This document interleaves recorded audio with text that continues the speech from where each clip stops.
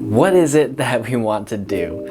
I know it's a very broad and difficult question to answer, and for some maybe stresses us out a little too much or overwhelms us. The problem is because this question is only a surface level question. It only focuses on an action, which is good, but there are so many more layers that go into that.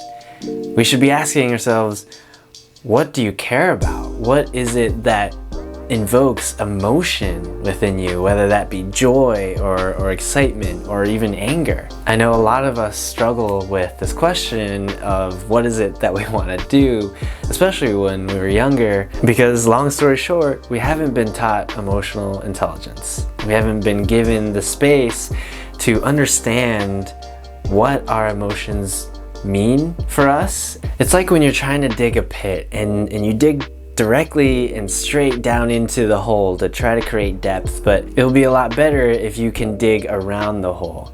That way you can loosen up the dirt around it, and that will give you then space to dig even deeper. And that's a good way to approach uncovering clarity in our lives. Rather than just looking at our skill set or a certain knowledge that we want to acquire, it's taking a look at your life in a 360 view, in a more holistic view of tapping into those emotions. What is your body telling you? What is your intuition telling you to focus your attention on?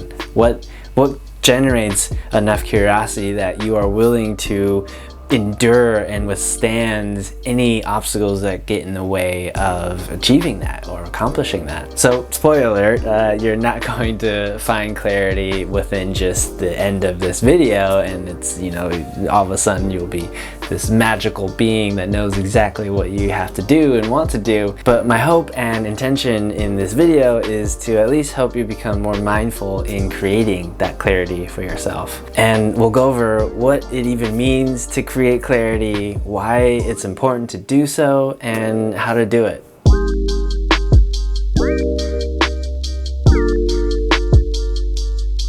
What does creating clarity even mean? I say create rather than find, because using the word find, it makes it seem like it's this, pot of gold at the end of the rainbow that we can just find and everything will be solved and life will be great. But obviously it doesn't work that way. So I use the word create because that gives you back control. It gives you back the ability to do something about, for a lot of us, a quarter life or a midlife crisis, right? In not knowing what we want to do, or being lost in general in how we're living our life. You never think that you have it if it's something that you feel like you have to find. When we feel like we're constantly searching for something, it subconsciously creates this idea that there's always going to be something else out there, that there's always going to be something better, and that we just haven't found it yet. Rather than trying to find this clarity, we have to create it for ourselves. And I love that because that, again, gives you that confidence and ability internally rather than depending on something external to satisfy that. Why create clarity? If you've seen my previous video, you'll know that I've been in a bit of a quarter life crisis. I did the typical millennial thing. I bought a car and quit my job and took a road trip almost across the United States, but I'll link that video there. I found myself burnt out from my job. I found myself very stagnant and not very excited about the trajectory of my life and where I was going, not just in my career, but how that plays a role, how my work plays a role in the rest of my life as well. And that's because I didn't spend the time to ask myself these hard questions. I was only trying to answer that very tangible, what is it that I want to do, right? And haven't spent the time to reflect, what is it that I really care about? What values do I hold? There's a lot of layers to that as well, which I talk a lot about in my podcast. And but in terms of how culture and my idea of masculinity plays a role in being able to tap into my emotions and feelings. But this was not something I prioritized or had the the training to master, right? It was like a muscle that had atrophied because I wasn't using it, because I was suppressing it. When you keep yourself in a safe bubble like that, you keep yourself oblivious to so many things, both externally and internally. It helped keep things familiar, and it was good to develop a plan. But that also kept me on a very linear path, as if I was just being guided by someone else's definition of what a good life meant. Because that's the thing, when you don't know what you want, you're that much more susceptible to other people's wants or desires or opinions or behaviors. And when we don't have our own mission, we can easily be pulled in many different directions. And that's where we get overwhelmed. That's where we get stressed because of competing priorities.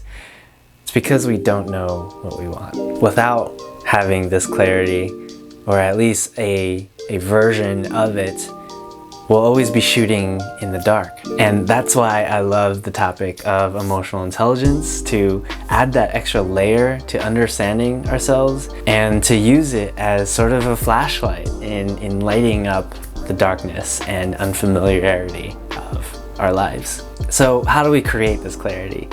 There are definitely a lot of different ways, and again, not one method will work for everyone universally, so definitely find what works for you. But for me, one of those answers is definitely emotional intelligence, and identifying more at a more granular level, what is it that we're feeling exactly? I talk a little bit about that in a previous video in terms of improving emotional vocabulary. And another way to do it is to also separate out thinking versus feeling. I kind of see it on a spectrum. A lot of us are what I call kind of top heavy, right? Where we have been taught to be logical and practical and very, very up in our heads to be able to think through things and to plan things. What's missing then is that connection to our hearts, is in our intuition. The other problem with thinking too much and being top heavy is that we think that we have to have all the information in order to move on to the next step. But I'm sure that you're familiar, there's no way we can ever have every single piece of information to make the best possible choice ever that we'll never regret, right? And so part of learning about emotional intelligence then is being comfortable to trust, again, that heart, that intuition, that inner wisdom or spirit or whatever you want to call it, right? It's to have a certain level of trust and faith that the logical brain can only plan so much. Whenever you feel like you are being top heavy or thinking too much or getting stuck in a loop trying to think it through, slow down. Take a few breaths. A really good practice to remember is the 6-second method, where you breathe in for 3 seconds and then you breathe out for 3 more seconds. And even just that practice of slowing down helps us be able to see things in a different light than if we were to react immediately to the situation or that decision or whatever we feel like we have to do next. And so in being able to slow down, you can then also tap into your body. You can tap into more of what your heart is telling you. And I know that if you're unfamiliar with that it's gonna feel unnatural or frustrating even, or annoying that maybe you're not feeling anything, that it's not working. And that's completely fine. Because we haven't been taught this skill, it's going to take a lot more effort to build that back up again. So you're not going to get it the first time, and it's definitely going to very much be frustrating to practice. I think if you're watching this video, you're most likely by yourself. Or on your phone, unless you have regular viewing parties of my videos, and if so, like, where's my invite? If you are by yourself, you don't have to be embarrassed about trying this then, use this time in this space to connect to that different side of yourself. to get out of your head, to drop the sort of energy that's been clouding up the upper being of yourself, and bring that back into other parts of your body. Maybe not even just within your heart, but where else can you sense another feeling? Is it within your stomach? Is it within your hips or your feet?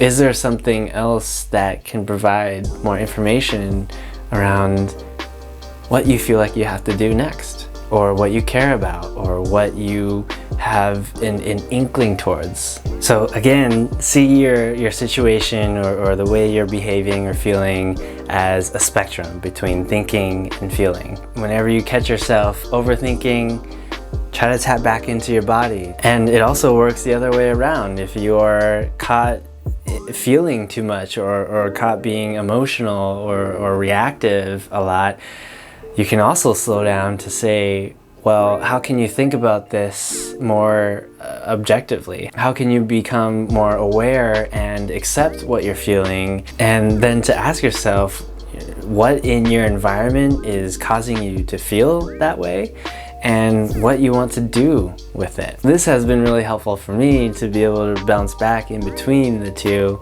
but I really want to hear from you and to see if it works for you, or if you have and what doesn't work. Which brings me to the fact that this is going to be a continual process. You know, I will forever be working on my own emotional intelligence, but I still love just talking about it and using this as an extra layer in our sort of adult education, right? It's something that can help us in so many aspects of our lives, and so I'm just sharing what I learned along the way. And with that, I've actually bundled together 11 exercises to help jumpstart your emotional intelligence journey, and you can download that for free at victorung.com/subscribe. You can consume all the information and knowledge as you want, but it's all going to be useless if you can't apply it or implement it. And that's why I also love providing a personal coaching service as well,